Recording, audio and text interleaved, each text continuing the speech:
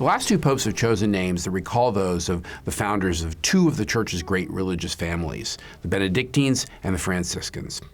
We know the retired pope is devoted to St. Benedict's monastic ideal of ora et labora, pray and labor, which was the inspiration for Pope Benedict's idea of creative minorities, groups that could preserve and defend the faith through the new dark ages of secularism.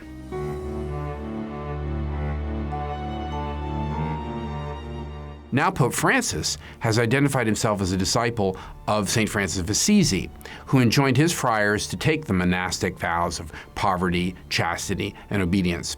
But instead of keeping them inside the cloister, Francis sent his friars out into the world, particularly the growing cities of 13th century Europe. Probably the single most striking difference between the traditions is the radical corporate poverty that St. Francis required. Unlike the monks, the friars had no guarantee from one day to the next that they would have a meal or a place to stay.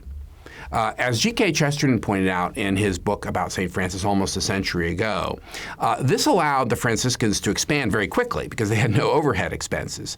But it also meant that they were radically dependent on the people that they were ministering to. So in effect, they drew out the charity of everybody else through their own poverty. So these are two different charisms that ultimately serve the same end.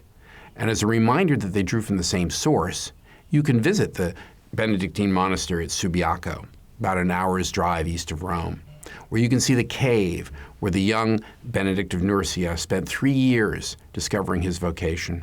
And a few steps away, you can see a beautiful fresco of St. Francis of Assisi, painted from life, when he came there as a pilgrim 7 centuries later in search of inspiration for his own mission.